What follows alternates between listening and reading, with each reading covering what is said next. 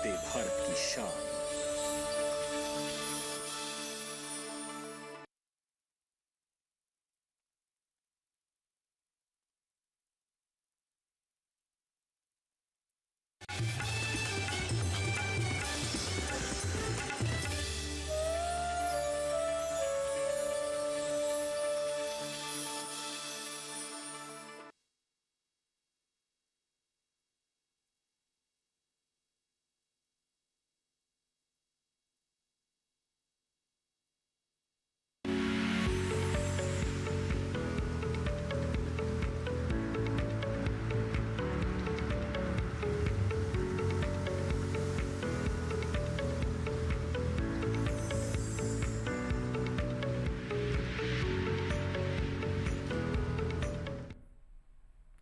नमस्कार, आप देख रहे हैं दूरदर्शन किसान। स्वागत है आप सभी का हमारे लाइव फोन कार्यक्रम हेलो किसान में। मैं हूं आपके साथ ज्योत्सना। हेलो किसान एक ऐसा कार्यक्रम है जिसमें हम खेती किसानी से संबंधित कुछ ऐसे विषयों पर चर्चा करते हैं जिससे कि आपकी खेती किसानी और भी ज्यादा बेहतर और आसान हो सके।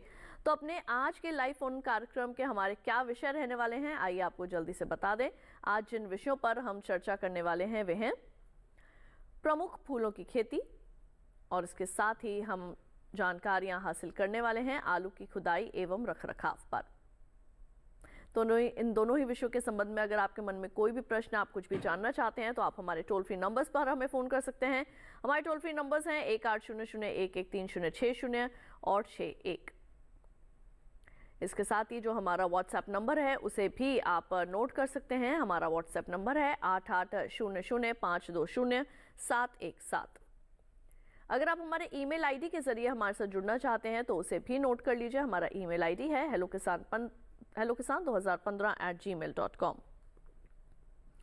तो अगर आप हमारे टोल फ्री नंबर्स पर फोन करेंगे तो उसमें कोई भी आपका शुल्क नहीं लगेगा। केवल आप सभी से इतना निवेदन, जब भी आप हमें फोन करें अपनी टीवी की आवाज को बिल्कुल बंद रखें, खासतौर से जिस दौरान आप अपने प्रश्न हमारे विशेषज्ञों से पूछ रहे हो। आइए स्वागत करते हैं अपने विशेषज्ञों का। स्टूडियो में आज हमारे साथ मौजूद हैं, फूलों की खेती पर ज्यादा जानकारी हमें देंगे डॉक्टर मार्कंडेय सिंह जी, और इसके साथ ही आलू की खुदाई पर हमें ज्यादा जानकारी देने वाले हैं डॉक्टर राजेश कुमार सिंह जी। आप दोनों का ही बहुत बहुत स्वागत है हमारे स्टूडियो में। धन्यवाद। तो आइए कार्यक्रम में चर्चा की शुरुआत करते हैं। डॉक्टर मार्कंडेय, सबसे पहले तो मैं आपसे यहाँ पर बात करना चाहूंगी। आज का हमारा विषय है प्रमुख फूलों की खेती। तो प्रमुख फूलों में कौन कौन से ऐसे फूल हैं जो चिन्हित है, क्या जानकारी देंगे? जैसे जब हम फूलों की बात करते हैं तो इसको मुख्य तौर से जो है कि दो भागों में विभाजित किया गया है। एक होता है कट फ्लावर्स, दूसरा होता है लूज फ्लावर। ये कट फ्लावर्स की बात करते हैं तो इसके अंदर गुलाब की खेती, कार्नेशन की खेती, लिलियम की खेती, क्राइजेंथेमम की खेती, आर्किड की खेती, जरबेरा की खेती, ये सारी जो है कि फूल हैं इसके अंदर आते हैं। जब लूज फ्लावर की बात करते हैं तो जो सीजनल मौसमी गुलदाउदी है उसकी खेती, गेंदा की खेती, जैस्मिन की खेती, इवन रजनीगंधा जो ट्यूबरोज है इसको कट फ्लावर्स के लिए भी उगाते हैं और इसको लूज फ्लावर्स के लिए भी उगाते हैं। तो इसकी यदि व्यावसायिक खेती किसान भाई करें तो जो ट्रेडिशनल खेती है उससे अच्छी आय इस खेती के माध्यम से अर्जित किया जा सकता है। बिल्कुल। तो आगे फूलों की खेती के संबंध में ज्यादा जानकारियां आपसे हासिल जरूर करेंगे, लेकिन पहले देखते हैं हमारी एक खास रिपोर्ट।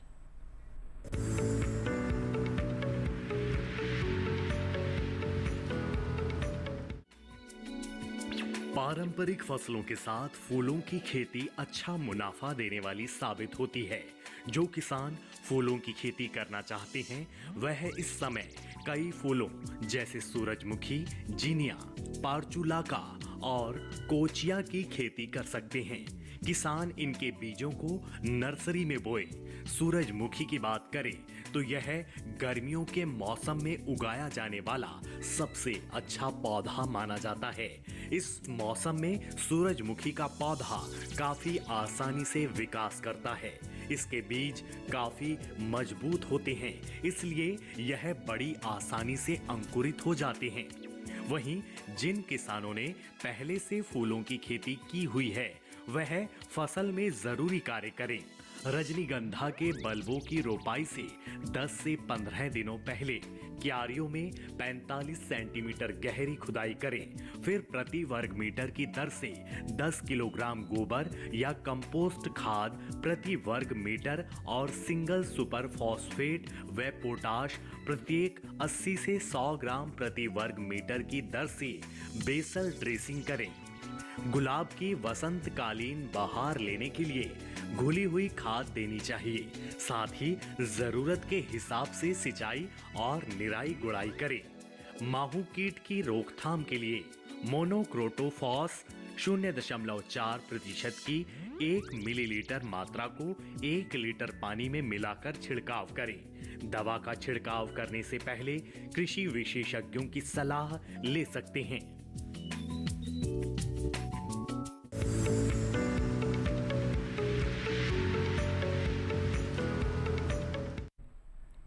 तो अभी आपने फूलों की खेती के ऊपर देखी हमारी खास रिपोर्ट। अब आइए यहाँ पर हम रुक कर लेते हैं डॉक्टर राजेश का। डॉक्टर राजेश, अब आपसे हम यहाँ पे ये जानना चाहेंगे, क्योंकि आज बात हो रही है आलू के बारे में, तो अभी आलू की जो हमारी किसानों की फसल है, अभी फिलहाल के लिए उसकी अवस्था क्या है? किसान भाइयों, आलू की फसल को अगर हम 3 कैटेगरी में हम देखते हैं। यदि जो कच्ची खुदाई की फसल, उसको हमारे किसान भाई खुदाई हो चुकी है और वो बाज़ार में जा चुका है, और जो आलू की मुख्य फसल है उसकी खुदाई का इस समय पूरा ये समय है खुदाई के लिए। और कुछ प्रसंस्करण युक्त प्रजातियां हैं जिनकी की अवधि थोड़ी सी बड़ी होती है, वो 110 से 120 दिन तक रखते हैं हमारे किसान भाई। जो हमारे देश की प्रजातियां हैं, कुफरी चिप्सोना 1, 3, 4, अभी नई प्रजाति कुफरी चिप्सोना 5 है, फ्राई सोना है, फ्राई ओम है, उनमें थोड़ा सा अवधि ज़्यादा दी जाती है। और ये भी निर्भर करता है कि उनका जो आलू का रोपण है, आलू की बुआई किस समय हुई है। यदि थोड़ा लेट हुई है तो उनके लिए थोड़ा सा अभी 10 दिन आगे तक भी जा सकते हैं। और यदि वो समय से बुआई किए हैं तो 110 दिन अगर कंप्लीट हो चुका है तो वो अपनी जो उसकी लता है उसकी कटाई करके और 10 दिन के उपरांत उसकी खुदाई करें। जी बिल्कुल। तो आलू की खुदाई और उसके रखरखाव से संबंधित आगे आपसे जानकारियां ज़रूर हासिल करेंगे, लेकिन पहले देखते हैं हमारी एक खास रिपोर्ट।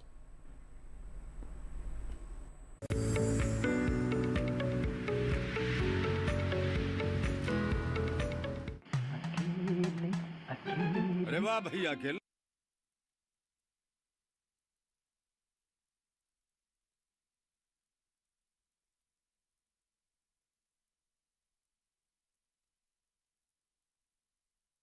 और उसके रखरखाव से संबंधित।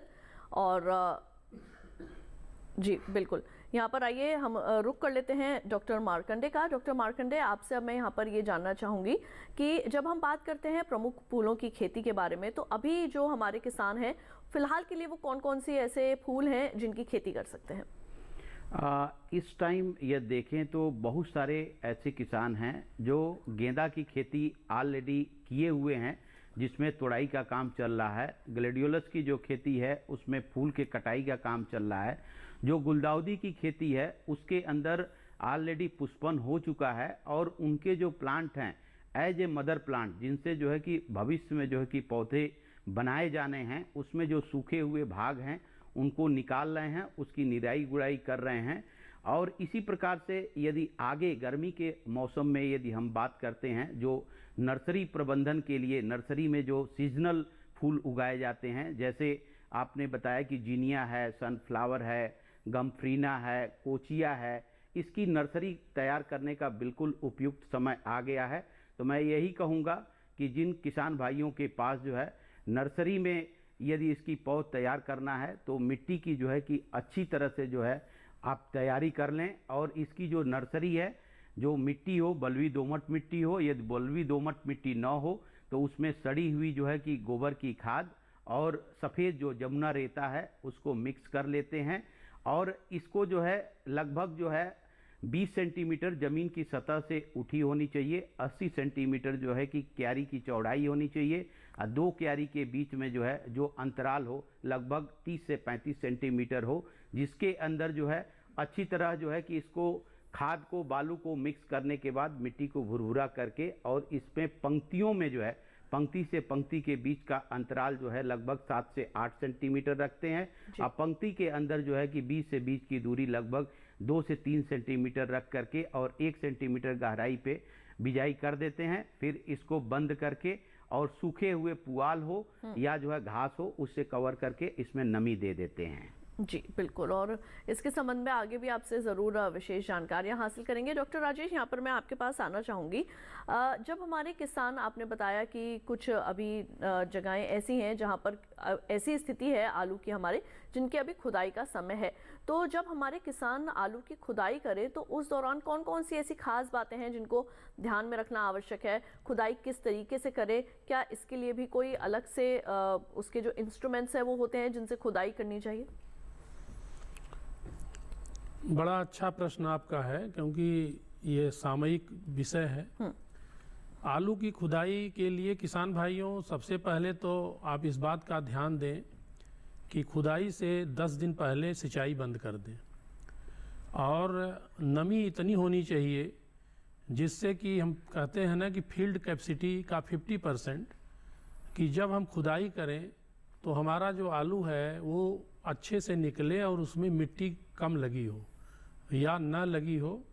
और खुदाई के बाद शुरू में 1-2 घंटे उसको हम छोड़ देते हैं, जो भी उसमें मिट्टी लगी है वो छूट जाती है। और इसके उपरांत इस बात का हम ध्यान देते हैं। और जहाँ तक आपने यंत्र की बात किया, तो बड़े पैमाने पर आलू की खुदाई के लिए पोटैटो डीगर का प्रयोग करते हैं किसान भाई। और जो हमारे छोटे किसान हैं उसकी खुदाई तो वो कुदाल से और खुरपे इससे भी कर लेते हैं। लेकिन आलू एक व्यावसायिक फसल के तौर पर है, नकदी फसल है, तो जो इसको उस रूप में लेते हैं वो इसकी खुदाई डीगर से ही करते हैं। और दूसरी इस बात का भी ध्यान दें कि जैसे मौसम ख़राब होने की अवस्था हो, आजकल फोरकास्टिंग से चीज़ें पता चल जाती हैं, तो उसको ध्यान में रखते हुए आलू की खुदाई का जो टाइम टेबल है, समय सारणी है, वो निर्धारित करें। क्योंकि इसमें आलू जितने ही ठंड अवस्था में खुदाई होगी, जैसे धीरे धीरे गर्मी बढ़ने लगेगी, और जब गर्मी ज़्यादा बढ़ जाती है उस समय आलू की जब खुदाई करते हैं तो आलू का जब हम कहीं ढेर में रखते हैं तो उसमें राटेज की संभावनाएं ज़्यादा बढ़ती हैं। तो अभी इस समय बड़ा ही उपयुक्त समय है, और इसमें हमारे किसान भाई इन बातों का ध्यान देते हुए आलू की खुदाई करें। और आलू की खुदाई के उपरांत उसको छाए में उसकी ढेर लगाएं। और वो बिल्कुल, रख रखाव के बारे में भी हम यहाँ पर ज़रूर आपसे जानकारी हासिल करेंगे, किस तरीके से हमने आलू का जो है वो रख रखाव करना है जिससे कि बाजार तक उसे सुरक्षित पहुँचाया जा सके। इसके साथ ही आपको बता दें कि हमारे आज के कार्यक्रम के विषय हैं प्रमुख फूलों की खेती, और साथ ही हम बात कर रहे हैं आलू की खुदाई और उसके रख रखाव के संबंध में। अगर इन दोनों विषयों के संबंध में आपके मन में कोई भी प्रश्न, आप कुछ भी जानना चाहते हैं, तो आप हमारे टोल फ्री नंबर्स पर फ़ोन कर सकते हैं, जो कि है 1800-113-06 और 61। हमारा व्हाट्सएप नंबर है 8800-520-717 और हमारा ईमेल आईडी hellokisan2015@gmail.com। इन तीनों में से कोई भी आप विकल्प चुन सकते हैं और आप अपने प्रश्न जो है हमारे विशेषज्ञों के साथ जो है वो साझा कर सकते हैं। डॉक्टर मार्कंडे, यहाँ पर मैं आपसे अब जानना चाहूँगी कि अभी आपने बताया कि किस तरीके की मिट्टी जो है वो होनी चाहिए। जब हम कुछ प्रमुख फूलों की यहाँ पर बात कर रहे थे कि अगर नर्सरी में उनकी पौध तैयार है तो किस तरीके की मिट्टी होनी चाहिए जिस वक्त आप उनकी बुआई कर सकते हैं। लेकिन अगर हम सिंचाई की बात करें तो जब हमने उसके बल्ब को या कहें उसकी नर्सरी को फूलों की लगा दिया है, तो कितने समय के बाद जो है वो उसकी सिंचाई करनी चाहिए किसानों को? जैसे यदि नर्सरी में हम जैसे बीज की बुआई कर देते हैं, अब मिट्टी सूखी रहती है तो उसको पुआल से, जैसे कि मैं सूखी घास से बताया कि ढकने के बाद ऊपर से जो है कि फुहारे से जो है कि नमी देते हैं, क्योंकि इसमें फ्लड इरिगेशन नहीं करते हैं जो है। और हर दिन जैसे नमी जो है कि थोड़ी सी कम हो तो आवश्यकता अनुसार जो है कि फुहारे से फिर दोबारा जो है कि हम सिंचाई कर देते हैं। लेकिन देखते हैं कुछ समय के बाद जब जर्मिनेशन हो जाता है और लगभग जो है कि उसकी सीडलिंग जो है कि 1 से 1.5 सेंटीमीटर की जब हो जाती है, तो एक दिन के अंतराल पे भी जब हम सिंचाई करते हैं तो पौधों की जो पानी की आवश्यकता होती है उसकी जो है कि पूर्ति हो जाती है। जी बिल्कुल। तो यहाँ पर तमाम जानकारियाँ जो है वो फूलों की खेती से संबंधित भी आप हासिल कर रहे हैं और साथ ही साथ आलू की खुदाई और उसके रखरखाव के बारे में भी आप तमाम जानकारियाँ हासिल कर रहे हैं। डॉक्टर राजेश, अब मैं आपसे जानना चाहूँगी कि हमने यहाँ पर खुदाई की जो है वो बात कर ली है, लेकिन हमारे अभी देश के कौन कौन से ऐसे हिस्से हैं जहाँ पर खुदाई करने की आलू की आवश्यकता है? कहाँ कहाँ पर है आलू की फसल इस वक्त? किसान भाइयों, आलू हमारे देश में अगर हम देखें तो करीब करीब 6 लाख हेक्टेयर के करीब उत्तर प्रदेश में हम इसकी खेती करते हैं। दूसरे नंबर पर बंगाल आता है और जो प्रसंस्करण की प्रजातियों की खेती है वो मुख्य रूप से गुजरात में हमारे किसान भाई करते हैं। और जो हमारा बीज से संबंधित आलू है उसके लिए जो पोटैटो बाउल के तौर पर सीड पोटैटो बाउल के रूप में प्रयोग हम करते हैं वो पंजाब है। पंजाब में 1 लाख हेक्टेयर से ऊपर, गुजरात में भी 1 लाख हेक्टेयर से ऊपर, और जो मेजर हमारा ये प्रदेश है उसमें उत्तर प्रदेश और पश्चिम बंगाल आते हैं। तो इन जगहों पर आलू की खेती प्रमुख रूप से होती है। वैसे आलू की खेती की हम बात करें तो ये पहाड़ से लेकर के और हमारा जो तमिलनाडु में ऊटी है वहाँ पर नीलगिरी हिल्स तक ये चारों तरफ आलू की खेती है पूरे भारतवर्ष में। केवल ट्रॉपिकल जो हमारा जगह है, जो हमारे उष्ण कटिबंधीय प्रदेश हैं, वहाँ आलू की खेती अभी नहीं है, क्योंकि आलू की खेती सबसे पहले हमारे देश में एक शीत प्रदेश जहाँ थे वहीं पर होती थी। अब धीरे धीरे ये सब ट्रॉपिकल जो रीजन हमारा है, इंडो गंगेटिक हमारा प्लेन है जो, उसमें आलू की खेती सबसे अधिक है। और अब इस दशा में भी हम लोग काम कर रहे हैं कि ये आलू की खेती आने वाले समय में इसका ट्रॉपिकलाइजेशन हो और ये उस जगहों पर भी पहुँचे जहाँ पर कि आलू की खेती अभी नहीं है। और हम बताना चाहेंगे कि राजस्थान में पहले आलू की खेती के लिए, क्योंकि वहाँ फ्रास्टिंग होती थी, पाला पड़ता था, आलू की फसल पूर्ण रूप से ख़त्म हो जाती थी। लेकिन अभी हमारे संस्थान की कुछ प्रजातियों का विकास हुआ है, कुफरी थार 1, कुफरी थार 2, कुफरी थार 3। इन प्रजातियों से हम उन जगहों पर भी आलू की खेती करेंगे जहाँ की तापमान कुछ समय पर गिरने के बाद फ्रास्टिंग होने से आलू की फसल ख़त्म होती थी, अब उसकी सहनशीलता आई है। तो इस तरह से हम कह सकते हैं कि पूरे भारतवर्ष में आलू की खेती का फैलाव करीब करीब बहुत प्रदेशों में है और हम कह सकते हैं कि पैन इंडिया में आलू की खेती आज किसानों के लिए एक लाभकारी उद्यम है। बिल्कुल। और इसी के साथ दोनों ही विषयों पर चर्चा आगे भी जारी रहेगी। वक्त तो चला है एक छोटे से ब्रेक का, जल्द लौटेंगे वापस, कहीं मत जाइए, देखते रहिए हमारा लाइव फोन कार्यक्रम हेलो किसान।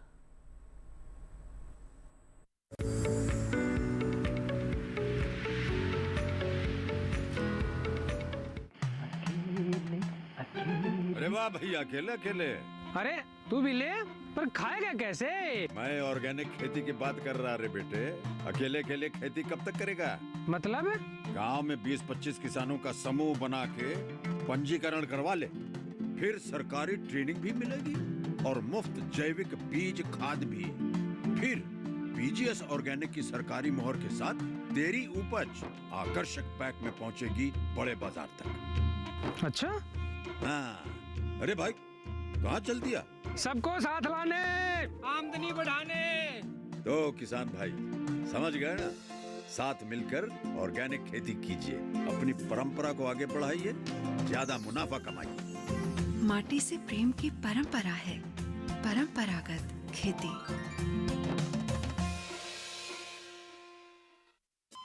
अरे सुन तो। मुझे क्या सुनाना चाहते हो? जो सुनाओ मेरी सौतन को। किसको? अरे वही तुम्हारा मोबाइल फोन जिससे सुबह शाम दिन रात चिपके रहते थे और कहते थे किसान कॉल सेंटर से बातें हो रही हैं। अच्छा ये बात है। हाँ, क्यों? क्या हुआ? अब बात नहीं होती क्या? अब तो झट से बात हो जाती है। ऐसा क्या? हाँ, अब तो ज्यादा लाइनें और खास तकनीक के कारण खेती के माहिरों से तुरंत बात हो जाती है। और अगर कभी लाइन व्यस्त हो तो अपनी समस्या फोन पर रिकॉर्ड करा दो, वहाँ से फोन आ जाता है और समस्या की हल का मैसेज भी आ जाता है। ये देखो आ गया। अरे वाह, इसका मतलब इंतजार की घड़ी अब खत्म। हाँ। तभी मैं सोचूं कि आजकल मुझ पर इतना प्यार क्यों आ रहा है। कृषि संबंधी समस्याओं का अपनी भाषा में तुरंत हल पाने के लिए पूरे भारत में किसी भी फोन से हेल्पलाइन नंबर पर संपर्क करें। किसानों का दोस्त किसान कॉल सेंटर।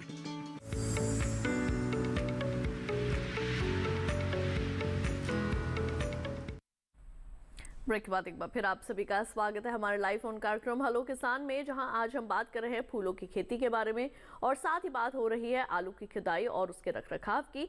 अगर इन दोनों ही विषयों के संबंध में आप कोई भी जानकारी हासिल करना चाहते हैं तो हमारे टोल फ्री नंबर्स पर हमें फ़ोन कर सकते हैं, जो कि है 1800113060 और 61।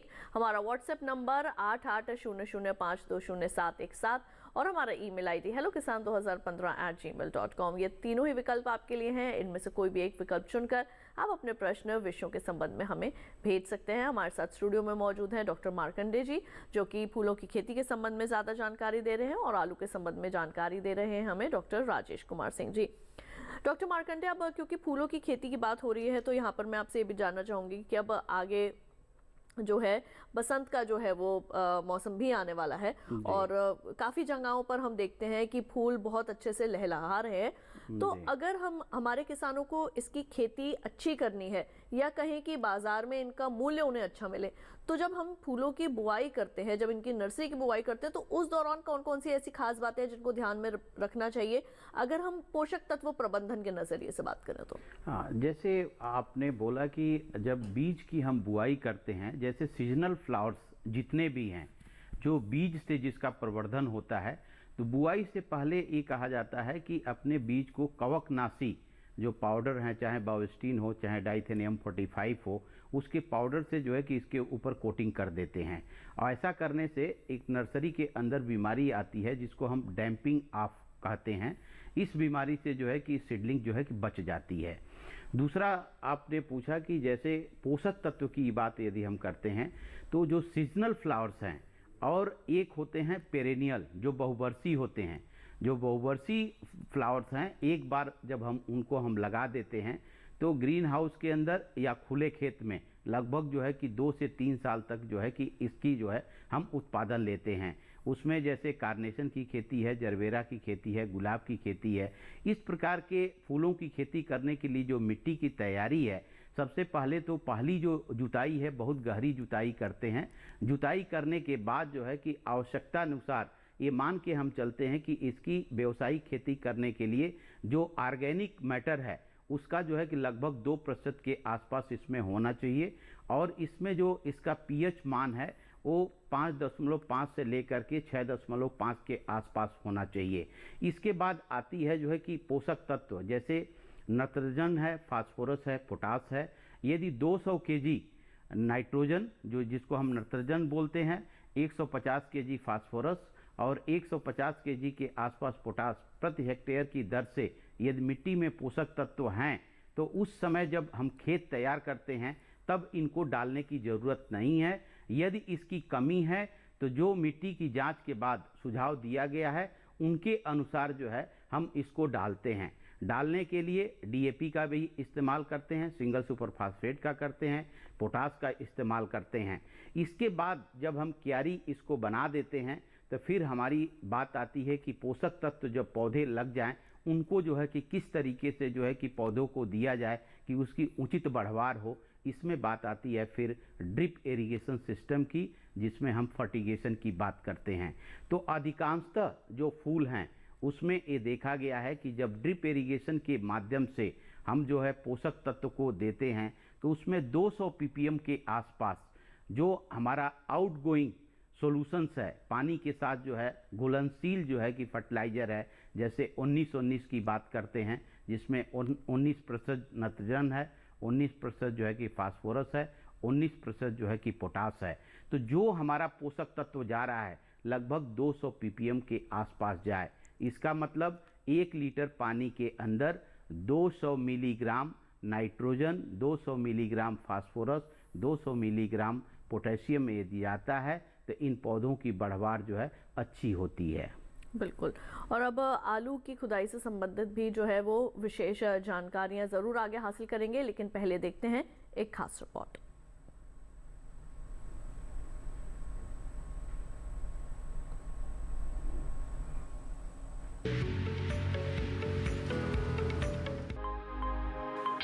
आलू की खुदाई और उसके बाद उसका रखरखाव काफी जरूरी काम होता है। हालांकि आलू की खुदाई करने से पहले कुछ बातों का ध्यान रखना चाहिए। खुदाई करते समय सबसे अहम बात यह है कि आलू कटे फटे नहीं। आलू की खुदाई उस समय करनी चाहिए जब आलू के कंदों के छिलके सख्त हो जाएं। हाथ से खुदाई करने में ज्यादा मजदूरों के साथ समय भी ज्यादा लगता है। ऐसे में बैल या ट्रैक्टर से चलने वाले डिगर से खुदाई कर सकते हैं। इससे आलू का छिलका भी कम छिलता है, जबकि हाथ या हल से आलू कट जाते हैं। आलू की खुदाई से पहले यह जरूर देख ले कि कहीं आलू का छिलका कच्चा तो नहीं है। कुछ आलूओं को खोदकर अंगूठे से रगड़ें। अगर छिलका उतर जाए तो खुदाई कुछ दिन तक नहीं करनी चाहिए। खुदाई के बाद कटे छिले, फटे और बीमार आलूओं को निकालकर बचे हुए स्वस्थ आलूओं को 1 से 1.5 मीटर ऊंचे और 4 से 5 मीटर चौड़े ढेर बनाकर छाया में सुखाएं। आलूओं को सुखाने से फालतू नमी सूख जाती है और आलूओं की क्वालिटी में सुधार होता है और वे सड़ने से बच जाते हैं। आलूओं को हवादार जगह में ढक कर रखना चाहिए। आलू की क्योरिंग में 10 से 15 दिन लगते हैं, जो वातावरण और आलूओं की किस्म पर निर्भर करता है। सभी काम पूरा कर लेने के बाद आलूओं को उनके आकार के हिसाब से अलग अलग बोरियों में भरकर बाजार भेजने की व्यवस्था करनी चाहिए।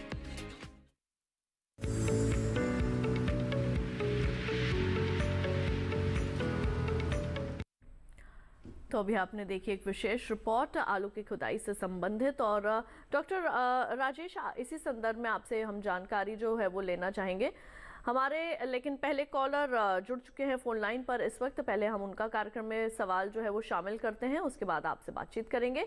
हेलो हेलो विपिन जी, आपका स्वागत है कार्यक्रम में। सागर मध्य प्रदेश से आपने फोन किया है, सवाल पूछिए। जी नमस्कार मैम, मेरे सवाल ये था कि आलू की खुदाई करने के बाद कितने समय तक हमें या फिर कितने दिन तक रख सकते हैं या फिर कितने देर बाद हमें बेचना चाहिए। और दूसरा सवाल हमें ये था कि आलू को अगर स्टोर में नहीं रख सकते हैं तो घर पे कितना दिन तक भंडारण कर सकते हैं। जी डॉक्टर राजेश क्या बताएंगे। आलू के खुदाई के बाद पहली तो बात यह है कि आप 10-15 दिन के बाद खुदाई करें, जिससे कि उसकी जो आलू की ऊपरी परत है, जो त्वचा है, वो मजबूत हो जाती है और उससे नुकसान नहीं होता, वो छिलती नहीं है।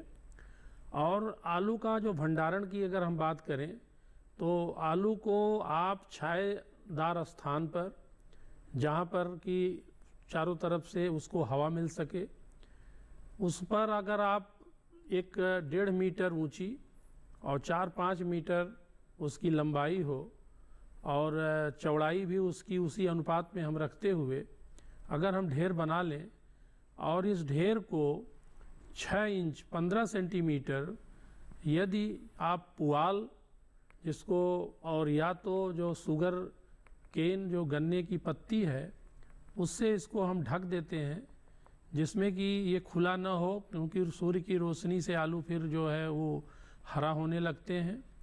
तो ये दोनों अगर प्रक्रिया आप अच्छे से कर लें तो आलू को आप रख सकते हैं मानसून आने से पहले तक। आप अगर खुदाई करते हैं इस समय तो इसको आप जून के प्रथम सप्ताह तक आलू को बड़े अच्छे तरह से रख सकते हैं और उसमें कोई बहुत नुकसान नहीं होता। और आने वाले समय में बाज़ार की व्यवस्था जैसी हो वैसे यदि रेट आपको अच्छे मिलते हों तो आप अपने आलू को बेच सकते हैं। और इस तरह से आप अपने जो पारंपरिक व्यवस्था है जो इसकी भंडारण की, वैसे तो भंडारण के बहुत सारे हैं कि शीतगृह बने हैं। शीतगृह में भी जो हम अगर बीज की बात करें तो बीज के भंडारण के लिए 2 से 4 डिग्री सेंटीग्रेड पर रखते हैं और 10 से 12 डिग्री पर हम जो हमारे प्रसंस्करण युक्त जो प्रजातियां हैं उसको जो खाने के लिए रखते हैं, जिनमें शुगर की मात्रा कम बराबर होती है, क्योंकि उसका कन्वर्जन कार्बोहाइड्रेट का शुगर में नहीं होता है टेम्परेचर ज़्यादा होने से तापमान, तो उस तरह से तो भंडारण के और व्यवस्था है।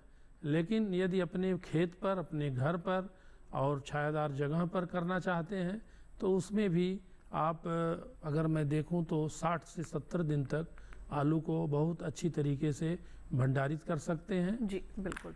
इसी के साथ हमारे अगले कॉलर नंद स्वरूप मिश्रा जी फोन लाइन पर मौजूद है, उनका सवाल भी शामिल करते हैं। हेलो हेलो नंद स्वरूप जी, आपका स्वागत है कार्यक्रम में, अपना सवाल पूछिए। नमस्ते। मैं जानना ये चाहता हूँ आलू का जो हम लोग भंडारण करते हैं तो जो खेत के आलू खोदते हैं तो खेत ही में डाल देते हैं, धूप लगता है तो हमें धूप में रखना चाहिए कि छाया में रखना चाहिए? और दूसरी चीज जो आलू की बोरियां हम लोग यूज करते हैं तो उसमें एक जूट की बोरी होती है, प्लास्टिक की बोरी होती, तो कौन सी बोरी हमारे भंडारण में उपयुक्त रहेगी? दूसरी चीज हमें बोरियों का संशोधन की शोध किस तरह से करना चाहिए जिससे कीड़े मकोड़े फंगस न लगने पाए?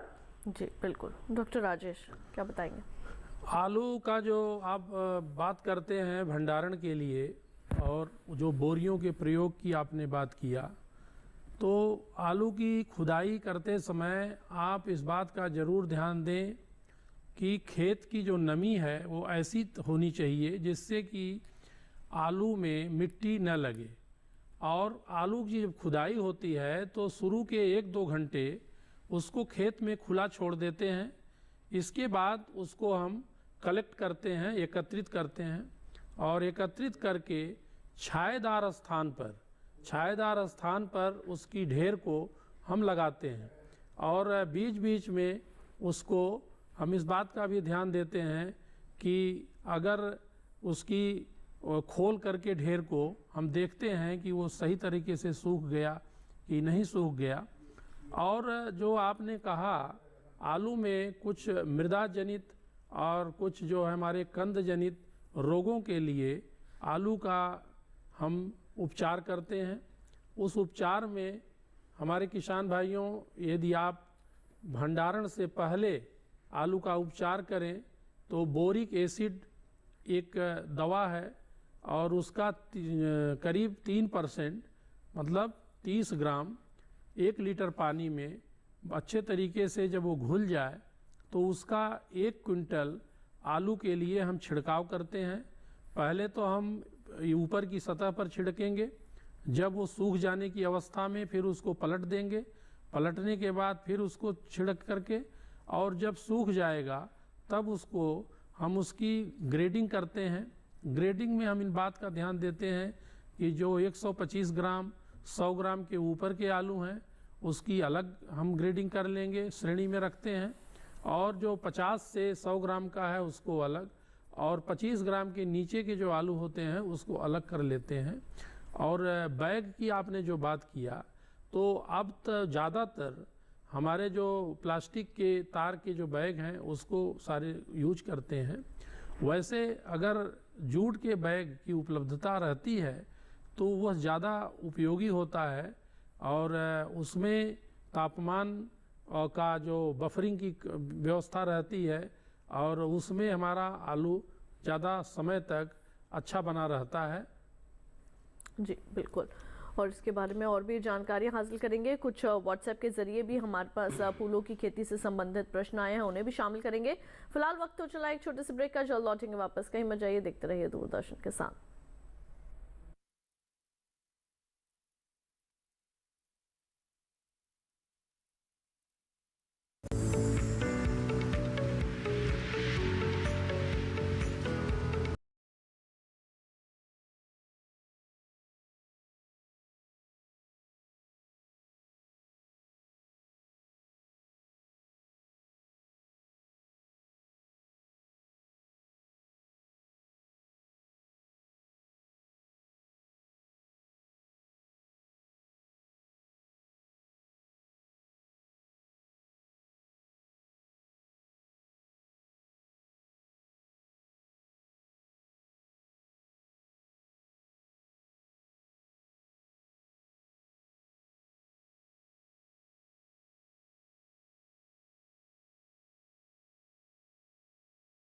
या 1800113061।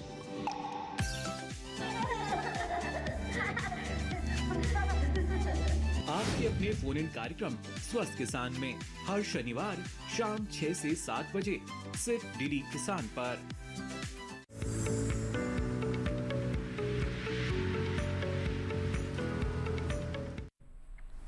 ब्रेक के बाद एक बार फिर आप सभी का स्वागत है हमारे लाइव फोन कार्यक्रम हेलो किसान में, जहां आज हम बात कर रहे हैं फूलों की खेती की और साथ ही बात हो रही है आलू की खुदाई और उसके रखरखाव की। व्हाट्सएप के जरिए हमारे पास जो है वो प्रश्न आए हैं फूलों की खेती से संबंधित। तो डॉक्टर मार्कंडेय सतीश जी आजमगढ़ से पूछते हैं कि पूर्वी उत्तर प्रदेश से फूलों की व्यावसायिक खेती शुरू करने के लिए फूलों की किस्म एवं उनकी खेती की विधि के बारे में जानकारी प्रदान करें। सतीश जी, जैसे पूर्वी उत्तर प्रदेश की जब हम बात करते हैं तो वहाँ पे सुझाव दिया जाता है कि ग्लेडियोलस की खेती, गेंदा की खेती और गुलदाउदी की खेती, इन तीनों की खेती जो है कि व्यावसायिक तौर से की जा सकती है। जैसे यदि हम बात करें गेंदा की, तो गेंदा की जो किस्म है भारतीय कृषि अनुसंधान संस्थान पूसा नई दिल्ली से जो विकसित की गई हैं, उनको 2 वर्गों में विभाजित किया गया है। अफ्रीकन गेंदा में पूसा नारंगी गेंदा, पूसा जो है बहार गेंदा, पूसा बसंती गेंदा, ये 3 किस्में हैं। और फ्रेंच जो गेंदा है इसमें पूसा द्वीप है, पूसा पर्व है, पूसा उत्सव है और पूसा जो है कि हमारी अलग अन्य किस्में भी हैं जो गेंदे में आप चुन सकते हैं। इसी तरीके से यदि हम गुलदाउदी में बात करते हैं तो हमारी किस्म जो है पूसा सेंटिनरी है, पूसा गुलदस्ता है। और हम इसकी बात यदि गुलदाउदी की ग्लेडियोलस की बात करें तो इसमें रजत है, पूसा मनमोहक है। ये 2 किस्में हैं जिसको किसान जो है कि व्यावसायिक तौर पे इसकी खेती करके और अच्छी आय जो है कि अर्जित कर रहे हैं।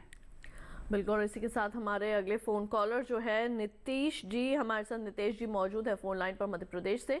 उनका सवाल लेते हैं। हेलो, नमस्ते मैम, मेरा नाम नितेश मिश्रा है, मैं नरसिंहपुर से बात कर रहा हूँ। जी बिल्कुल नितेश जी, आपका स्वागत है, सवाल पूछिए। जी बिल्कुल मैम, हमने अपने खेत में कुफरी बादशाह जो आलू की एक अच्छी वैरायटी वो लगाई हुई, थोड़ी लेट हमने अपने खेत में लगाई हुई थी। तो मैडम इसमें एक समस्या ये आ रही है कि अगेती झुलसा इसमें आ रहा है, तो अगेती झुलसे को किस प्रकार से नियंत्रण में करें। और कहीं कहीं खेतों में लाल चींटी की समस्या भी आ रही है, तो क्या लाल चींटी भी कोई नुकसान या हानिकारक होती है आलू की फसल में? बिल्कुल, डॉक्टर राजेश क्या बताएंगे? सतीश जी, नीतीश मिश्रा जी, आप इस बात का ध्यान दें कि आलू में जो आपने बताया कि आपका झुलसा से संक्रमित है, तो आप इसमें मैंकोजेब नामक एक रसायन है, तो 2 से 2.5 ग्राम प्रति लीटर पानी में इसका जो सलूशन है बना लें और बना करके इसका स्प्रे कर दें और 10 दिन के अंतराल पर दूसरी बार स्प्रे कर दें। क्योंकि देखिए झुलसा का इस समय जो मौसम है उसको देखते हुए लगता नहीं, हो सकता है कि और भी कोई कारण हो, क्योंकि झुलसा के लिए करीब 24 घंटे तक जो आर्द्रता है वह हमारा 90% से अधिक हो, बूंदे बांदी पड़नी चाहिए, क्लाउडी मौसम हो, बादल से घिरा हो और तापमान भी एक लेवल तक होना चाहिए। जैसे बहुत लो टेम्परेचर पर भी नहीं, झुलसा का बहुत फैलाव होता है। तो जो इस समय मौसम है उसको देखते हुए झुलसा का कारण मुझे नहीं लगता। हो सकता है कि आपका, जैसे आपने बताया कि कुफरी बहार वैसे सहिष्णु प्रजातियों में आती है झुलसा के लिए, तो किसी और कारण से भी हो सकता है। तो आप अगर संभावनाएं अगर लगती हैं कि पिछेती झुलसा है, तो आप सुबह एक बार अपने खेत पर जाएं जब ओस पड़ी हो और उस समय आप अपने खेत पर देखें कि पत्ती के ऊपर जो झुलसा का जो सिम्टम्स है, लक्षण है, यदि पत्ती के ऊपर जो जला हुआ जो पोर्शन है, यदि उसमें किनारे और उसके ऊपर जो रुई की तरह की उठी हुई संरचना हो, काटनी ग्रोथ बोलते हैं, काटन की तरह अगर उस तरह की संरचना हो, तब तो उसको आप झुलसा से संबंधित मानते हुए जिन सुझावों को मैंने आपसे साझा किया है कि मैंकोजेब का आप स्प्रे करें, वैसे झुलसा रोग आ जाने के बाद, क्योंकि मैंकोजेब ज़्यादातर प्रोफाइलेक्टिक बचाव के तौर पर किसान को करना चाहिए। यदि झुलसा का प्रकोप है तो ऐसी दशा में साइमोक्सिनिल नामक एक जो दवा है, करजेट के नाम से भी मिलती है, और जिसमें मैंकोजेब और साइमोक्सिनिल का रेशियो के साथ ये दवा होती है, ये ज़्यादा कारगर होगी। ठीक है सर। और जो लाल चींटियों का एक उन्होंने समस्या बताई, उसके बारे में क्या बताएंगे? लाल चींटियों से जो आलू के खेत में देखिए, जहाँ पर बलुई मिट्टी होती है और जिस तरीके का वहाँ पर लाल चींटी और दूसरा टर्माइट, दीमक, इन दोनों की परिस्थितियाँ बनती हैं। इसमें यदि आप सिंचाई कर दीजिए तब भी वो खत्म हो जाएंगी। और यह कोई आर्थिक क्षति नहीं पहुंचती है इससे आलू की खेती में। बिल्कुल। यहाँ पे डॉक्टर मार्कंडे आपके लिए आया है, किरण जी ने जयपुर राजस्थान से हमें प्रश्न भेजा और वो ये कहते हैं कि मैं जानना चाहता हूँ कि क्या सूरजमुखी की खेती में नैनो यूरिया और नैनो डीएपी का इस्तेमाल किया जा सकता है? अगर यदि हाँ तो किस डोज पर करना उचित होगा? मैं इस चीज़ के ऊपर बोलूँगा कि जैसे सनफ्लावर्स को अधिकांश तौर पे तो हम ऑयल के लिए उगाते हैं, और दूसरा जैसे ऑर्नामेंटल में हम इसको उगाते हैं, तो ऑर्नामेंटल में ये राइट टाइम है, इस टाइम पे इसकी डायरेक्ट सोइंग कर दें। और उसमें जो नैनो यूरिया की बात किए हैं कि क्या डोज होना चाहिए, तो मैं तो यही कहूँगा कि इस समय जहाँ पे भी नैनो यूरिया इनको अवेलेबल हो रही है वहाँ से लें, और इसके डोज को यदि वहाँ से प्रमाणित कर लें तो ये ज़्यादा उपयुक्त होगा, क्योंकि नैनो यूरिया का इस्तेमाल सनफ्लावर्स के ऊपर जो है कि अभी फील्ड के अंदर जो है नहीं किया गया है। बिल्कुल। हमारे अगले कॉलर नईमुद्दीन जी झांसी से मौजूद है, फोन लाइन पर, उत्तर प्रदेश से। आइए उनका सवाल है। हेलो जी नईमुद्दीन जी, आपका स्वागत है, सवाल पूछिए। मेरा निवेदन ये है कि गुलाब का मिश्रण रसायन जो होता है, उसके अच्छे गुलाब के फूल प्राप्त करने के लिए उसका क्या योगदान है और किस प्रकार प्रयोग किया जाए ये गुलाब का मिश्रण जो रसायन उपलब्ध है? धन्यवाद जी। नईमुद्दीन जी, मैं ये जानना चाहूंगा कि क्या गुलाब का पौधरोपण करते समय बात कर रहे हैं या ऑलरेडी मौजूद है? नहीं अब, या ऑलरेडी जो है कि आप जो है कि गुलाब लगा चुके हैं? फोन लाइन पर वो मौजूद नहीं है डॉक्टर। तो इसमें मैं ये कहना चाहूंगा कि जैसे इसकी खेत की ये तैयारी करते हैं, तो चाहे कट फ्लावर्स के लिए उगा रहे हों चाहे लूज फ्लावर के लिए उगा रहे हों, उस टाइम पे मैं शुरू में भी बोला कि इसमें लगभग जो है कि 2% के आसपास ऑर्गेनिक कंटेंट होना चाहिए। यदि ऑर्गेनिक कंटेंट 2% के आसपास नहीं है तो गोबर की सड़ी हुई खाद को ऐड करें, और इसमें 200 केजी के आसपास नाइट्रोजन, 150 केजी फास्फोरस और पोटेशियम मैं बोला था कि बेसिक लेवल पे इसमें होना चाहिए। इसके बाद रोपण करने के बाद जैसे गुलाब में हम देखते हैं या तो ग्राफ्टेड प्लांट मिलते हैं, या तो बडेड प्लांट मिलते हैं, या तो कटिंग से बनाए हुए प्लांट मिलते हैं। जो देसी गुलाब होते हैं, जो इससे हम लूज फ्लावर्स को उत्पादित करते हैं, वो कटिंग के द्वारा तैयार किए गए हुए गुलाब होते हैं। इनको अक्टूबर के महीने में जब हम रोपित कर देते हैं तो लगभग जो है 20 से 25 दिन के बाद जो है कि इसमें फर्टिलाइजर देना शुरू कर देते हैं। यदि टपक विधि से सिंचाई आप कर रहे हो, जिसको ड्रिप इरिगेशन सिस्टम बोलते हैं, तो मैं शुरू में भी उनके आसपास नाइट्रोजन और फास्फोरस और पोटेशियम हम जो है कि ड्रिप इरिगेशन के थ्रू जो है कि हम सिंचाई करते हैं। और इसमें सप्ताह में जो 7 दिन होते हैं, इसमें 6 दिन जो है कि हम सिंचाई करते हैं। और ये देखा गया है कि यदि खुले खेत में यदि हमें सिंचाई करनी है तो लगभग जो है 20 से 25 मिनट के लिए ड्रिप इरिगेशन सिस्टम को चलाना पड़ता है। यदि हम संरक्षित खेती कट फ्लावर्स के लिए कर रहे हैं तो इसकी जो अवधि होती है लगभग जो है 14 से 15 मिनट के आसपास होती है। लेकिन इसमें एक चीज़ और मैं बताना चाहूँगा कि जो सिंचाई की अवधि है इसमें जो है कि 2 भागों में विभाजित करते हैं। 7 से 8 मिनट आप जो है कि सुबह के समय दें, और 7 से 8 मिनट जो है कि आप लंच के बाद दें। ऐसा करने से एक्सेस जो नमी होती है, यदि इकट्ठे पानी दे देंगे तो उसके साथ पोषक तत्व भी लीचिंग करके नीचे चला जाता है। यही विधि जो है कि खुले खेत में भी यदि गुलाब की खेती आप कर रहे हो तो अपनाना चाहिए। जी बिल्कुल। हमारे अगले कॉलर नवेश जी अंबाला हरियाणा से मौजूद है, फोन लाइन पर, उनका सवाल भी लेते हैं। हेलो जी, आपका बहुत बहुत स्वागत है कार्यक्रम में। अपना सवाल पूछिए, क्या जानना चाहते हैं आप? हाँ जी, नमस्कार मैम।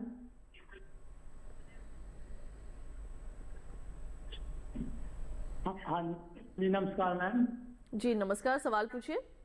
हाँ जी मैम, ये पूछना चाहता हूँ कि जो आलू को हार्वेस्टिंग करते हैं ना सर, हार्वेस्टिंग करते हैं सर, उसके लिए कब पता चलता है सर ये हार्वेस्टिंग के लिए तैयार हो गया मतलब आलू सर? ठीक है, बिल्कुल जी।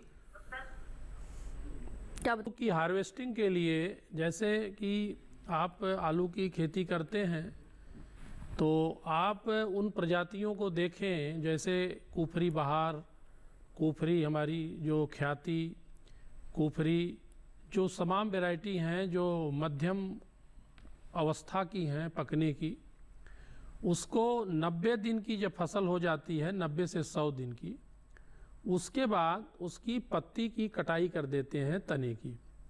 तने की कटाई इसलिए करते हैं कि तने की कटाई करने के बाद जो हमारा अंदर आलू है उसकी त्वचा मजबूत हो जाती है, और मजबूत के लिए हमें देख लेते हैं कि यदि खुदाई के समय आलू की त्वचा छिल नहीं रही है तो वैसी अवस्था में आलू की खुदाई हम कर लेते हैं। आलू की खुदाई करने के बाद हम उसको एक ऐसे स्थान पर ले जाके रखेंगे जहाँ पर कि हवादार जगह हो, और उसको आप एक ढेर को बहुत ऊंचा भी नहीं बनाते हैं, ढेर की ऊंचाई 1 से 1.5 मीटर रखते हैं। उसके बीच में परफोरेटेड पाइप को लगा देते हैं जिससे कि उसमें एरेशन की होता रहे, आलू को ख़राब ना हो। तो आपको जो समय की बात है वह अवस्था देखना है कि 90 से 100 दिन की अवधि में आप आलू की खुदाई करें। और अगर बीज के आलू के लिए आपने लगाया है तो उसके लिए अक्टूबर के 15 से 20 में उसका रोपण कर दें, और उसके 90 दिन के बाद उसकी पत्ती की कटाई करके तब उसकी खुदाई करें 10 दिन के अंतराल में, क्योंकि बीज आलू के लिए आवश्यक होता है सीड प्लांट टेक्निक को मानने के लिए। सीड प्लांट टेक्निक में हम देखते हैं कि उस समय जो हमारा एफिड है माहू, और दूसरा एक हम बात करते हैं श्वेत मक्खी की सफ़ेद, इनकी अवस्था जब कम हो, क्योंकि जो हमारा एफिड है इससे रस चूसक कीट है, यह एक पौधे से दूसरे पौधे में संक्रमण को फैला देता है, और हमारा जो बीज आलू है वह वायरस से, विषाणु से संक्रमित हो जाता है। तो इनको ध्यान में रखते हुए आलू की आप खुदाई का समय निर्धारित करें। बिल्कुल, और इसी के साथ कार्यक्रम में वक्त हो चला है एक ब्रेक का। जल्द लौटेंगे वापस। आप देखते रहिए लाइव फोन कार्यक्रम हेलो किसान।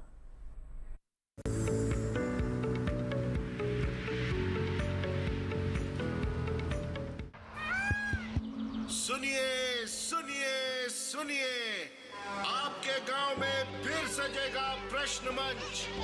आपके गांव में फिर सजेगा प्रश्न मंच।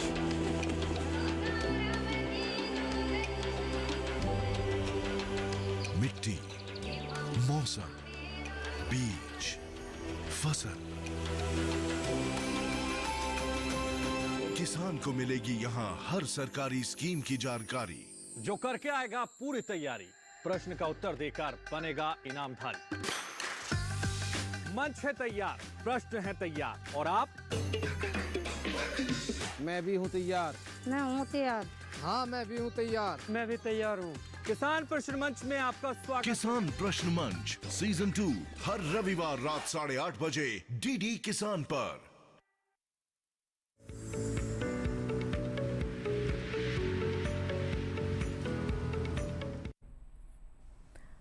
ब्रेक के बाद एक बार फिर आप सभी का स्वागत है हमारे लाइव फोन कार्यक्रम हेलो किसान में, जहां आज हम बात कर रहे हैं फूलों की खेती और साथ ही बात हो रही है आलू की खुदाई और रखरखाव की। हमारे अगले कॉलर इस वक्त सुभाष जी जम्मू से मौजूद है फोन लाइन पर, उनका सवाल लेते हैं। हेलो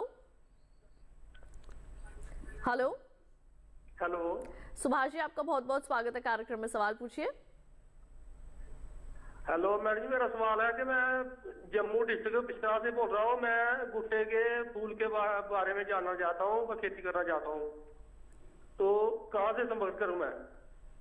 जी बिल्कुल। सुभाष जी, जैसे जम्मू के आप रहने वाले हैं तो जम्मू में वैष्णो माता जी के मंदिर पे जो है यह देखें तो गेंदा के फूल की डिमांड जो है कि 12 महीने रहती है। और इसमें मैं कहूँगा कि यदि इसकी व्यवसायिक खेती करना चाहते हैं तो भारतीय कृषि अनुसंधान संस्थान पूसा नई दिल्ली से आप संपर्क कर सकते हैं, और यहाँ से आपको बीज जो है कि मई के महीने से मिलना शुरू हो जाएगा। और इसमें जो हमारी उन्नत किस्में हैं, जो फ्रेंच गेंदा है उसमें पूसा द्वीप है, पूसा पर्व है, पूसा उत्सव है। जो अफ्रीकन गेंदा है उसमें पूसा नारंगी है और पूसा बहार है। ये आप मई के अंत से लेकर के आप सितंबर तक जो है कि इसका बीज उपलब्ध होगा। और आप यहाँ जब बीज के लिए आएंगे तो बीज तो ले जाएंगे, लेकिन इसकी खेती किस तरीके से करनी है इसकी विस्तृत जानकारी भी आपको नर्सरी तैयार करने से लेकर के, और इसकी खेत की तैयारी कैसे ट्रांसप्लांटिंग करना है, कैसे पिंचिंग करना है, ये विस्तृत जानकारी आपको हमारे संभाग से मिलेगी। यदि आप अपने आसपास के एरिया में देखना चाहें तो वहाँ पे जो जम्मू में कृषि विश्वविद्यालय है वहाँ पे भी फ्लोरिकल्चर का डिपार्टमेंट है, वहाँ से भी संपर्क कर सकते हैं, वहाँ के कृषि विज्ञान केंद्र से संपर्क कर सकते हैं और इसके विषय में जो है कि जानकारी को अर्जित कर सकते हैं। बिल्कुल। वहीं डॉक्टर मार्कंडे, गेंदा से संबंधित एक प्रश्न भी आपके लिए आया है। श्री गंगाराम जी ने नागझरी महाराष्ट्र से ये सवाल भेजा है कि गेंदा फूल की अच्छी वैरायटी कौन सी है? गंगाराम जी, जैसे अभी भी मैं बताया कि गेंदा के फूल के उत्पादन के लिए जैसे अफ्रीकन गेंदा, यदि आप उपज अधिक चाहते हैं और मध्यम समय में चाहते हैं, मध्यम समय का मतलब है कि आप सितंबर में इसका रोपण करें, रोपण के 60 दिन के बाद इसमें पुष्पन शुरू होगा और लगभग जो है 3 महीने तक पुष्पन होता रहेगा। उसके लिए जो है कि पूसा नारंगी और पूसा बहार है। यदि आप जल्दी गेंदा लेना चाहते हैं तो फ्रेंच गेंदा है, जिसमें हमारी जो है कि पूसा द्वीप वैरायटी है, पूसा पर्व है, पूसा उत्सव है। ये दिवाली के टाइम यदि जुलाई के अंतिम सप्ताह में इसकी नर्सरी डालते हैं तो अक्टूबर के समय में जो है कि इसमें पुष्पन हो जाता है, जब जो है कि दिवाली के टाइम गेंदा की फूल की मांग बहुत अच्छी होती है। यही रीज़न है कि इस टाइम पे जुलाई में पहले यदि आप देखें तो गेंदा की जो कि बिजाई जो होती थी सितंबर के महीने में होती थी, 15 अक्टूबर के आसपास रोपाई होती थी। लेकिन जब से ये 3 किस्में पूसा द्वीप, पूसा पर्व और पूसा उत्सव आई हैं, उसमें जो गेंदा का पुष्पन की अवधि है इधर जो है कि लगभग 1.5 महीने के आसपास पुष्पन होता है, और जो अक्टूबर में हम ट्रांसप्लांटिंग करते हैं उससे लगभग जो है कि 3 से 3.5 महीने तक पुष्पन होता है। इस प्रकार से जो मैदानी क्षेत्रों में, पहाड़ी क्षेत्रों को छोड़ करके लगभग जो है 5 से 6 महीने तक जो है गेंदा का पुष्पन हो रहा है। जी बिल्कुल। हमारे अगले कॉलर फोन लाइन पर मौजूद है, आइए उनका सवाल भी लेते हैं। हेलो जी, आपका बहुत बहुत स्वागत है कार्यक्रम में। अपना सवाल पूछिए, क्या जानना चाहते हैं? मैम, मेरे आलू में पछेती झुलसा रोग आया है तो मैंने उसमें मैंगो जेब डाला, लेकिन उससे मैम कवर नहीं हो रहा है। एक तांशु जी लखीमपुरी उत्तर प्रदेश से बोल रहे हैं आप। हाँ, एक तांशु जी, आप उसमें मैंने अभी भी बताया था पीछे भी कि साइमोक्सिनिल जो और मैंकोजेब दोनों से मिला हुआ जो एक है कवकनाशी, उसको ले करके आप उसका प्रयोग करें। और ये अन्य नाम से भी आता है, करजेट के नाम से भी मिलता है, तो इसका आपको प्रभाव दिखाई देगा। वैसे झुलसा रोग में इस बात का ध्यान देते हैं कि हम इसको लगने से पहले अगर बचा लें तो ज़्यादा कारगर साबित होता है। और अभी भी लगा अगर जहाँ पर है उन पौधों को चिन्हित कर लें, उनको अपने खेत से हटाने का प्रयास करें, क्योंकि जो इसके कवक के स्पोर हैं ये हवा में भी बहुत तेज़ी के साथ एक दूसरे पौधे पर पहुँच करके और उसको संक्रमित कर देते हैं, और बहुत कम समय में आपका पूरा खेत जो है संक्रमित हो जाता है। और आप इस बात का भी ध्यान दें कि लक्षण जरूर देख लें कि ये पिछेती झुलसा है कि और कुछ है, क्योंकि आप सुबह जाएंगे जब ओस पड़ी होगी तो पत्तियों पर जो आपकी जहाँ पर जला होगा, जहाँ पर स्पॉट्स होंगे, वहाँ पर जो रुई की तरह की संरचना दिखेगी। अगर ऐसी परिस्थितियाँ हैं, देखते हैं, तो निश्चित रूप से आप उस कवकनाशी का स्प्रे करें, उससे आपको फ़ायदा मिलेगा। जी बिल्कुल। और यहाँ पे डॉक्टर मार्कंडे, आपसे मैं यहाँ पर बहुत ही संक्षेप में ये जानना चाहूँगी कि हमारे पॉली हाउस के अंदर जो किसान खेती करना चाहते हैं अगर फूलों की, तो कौन कौन से फूल उसके अंदर वो ले सकते हैं? जैसे पॉली हाउस में जब हम फूलों की बात करते हैं तो इसको 2 तरह से देखते हैं, एक तो पहाड़ी क्षेत्रों में देखते हैं, एक मैदानी क्षेत्रों में देखते हैं। यदि पहाड़ी क्षेत्रों में हम बात करें तो लिलियम की खेती, कार्नेशन की खेती बहुत ही पॉपुलर है, जिसमें हिमाचल प्रदेश और कुछ जम्मू एंड कश्मीर का भाग है, उत्तराखंड है। यदि मैदानी क्षेत्रों में यदि हम बात करते हैं तो लिलियम की व्यावसायिक खेती की जा रही है, गुलदाउदी की व्यावसायिक खेती की जा रही है, गुलाब की व्यावसायिक खेती की जा रही है, जरबेरा की व्यावसायिक खेती की जा रही है। संरक्षित खेती की जब बात होती है तो संरचना की जरूर बात होती है। इसमें दो प्रकार की संरचना होती है। एक संरचना होती है जिसको हम पॉली हाउस बोलते हैं। इसका मतलब इसका रूफ जो छत है और साइड है ये पॉलीथीन से कवर किया गया है। दूसरी एक संरचना है वो है नेट हाउस, जिसमें 25% से लेकर के 50% का नेट लगाया जाता है। और नेट हाउस के अंदर यदि इसकी खेती करनी है तो लिलियम की खेती जो है कि ये देखा गया है कि व्यावसायिक तौर पे मैदानी क्षेत्रों में और पहाड़ी क्षेत्रों में दोनों ही बिल्कुल ही उपयुक्त पाया गया है और आर्थिक तौर पे लाभकारी भी है। बिल्कुल, और इसी के साथ आप दोनों का बहुत बहुत धन्यवाद, आप यहाँ पर आए और दोनों ही विषयों के संबंध में इतनी अच्छी और विशेष जानकारियाँ हमारे दर्शकों तक पहुँचाई। भले ही आपने उनके सवालों के जवाब भी दिया और उनको समाधान भी दिया, उसके लिए भी आप दोनों का बहुत बहुत धन्यवाद। तो आज हमने जानकारियां हासिल की हैं फूलों की खेती के बारे में और साथ ही हमने जानकारी हासिल की आलू की खुदाई और उसके रखरखाव की। और इसी के साथ आपको बता दें कि हमारे अगले हेलो किसान कार्यक्रम के क्या विषय रहने वाले हैं।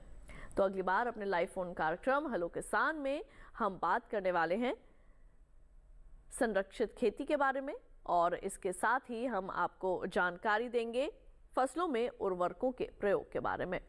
एक बार फिर से जो विषय है आपके लिए हम एक बार फिर से दोहरा देते हैं। अपने अगले लाइव फोन कार्यक्रम में बात करूंगे फसलों में उर्वरकों के प्रयोग के बारे में और साथ ही बात होगी संरक्षित खेती की। इन दोनों के विषयों के संबंध में अगर कोई भी आप अपना प्रश्न पहले से हमें भेजना चाहते हैं तो हमारा ईमेल आईडी नोट करिए hellokisan2015@gmail.com। प्रश्न रिकॉर्ड करवाना चाहते हैं तो हमारा डीडी किसान का टोल फ्री नंबर 1800111306 आप इसे भी नोट कर सकते हैं। सोमवार से लेकर शनिवार सुबह 6 बजे से रात 10 बजे तक ये नंबर आपके लिए बिल्कुल उपलब्ध रहता है। यहाँ पर भी आप अपने प्रश्न रिकॉर्ड करवा सकते हैं। और इसके साथ ही अगर आप इस कार्यक्रम को दोबारा से देखना चाहते हैं तो इस QR कोड को स्कैन कीजिए, इससे आप हमारे YouTube चैनल पर चले जाएंगे। वहां जाकर भी आप हमारे कार्यक्रम को एक बार फिर से देखकर तमाम जानकारियां हासिल कर सकते हैं। तो आज के लिए हमारे लाइव फोन कार्यक्रम में केवल इतना ही। मुझे दीजिए इजाजत, आप देखते रहिए दूरदर्शन किसान। नमस्कार।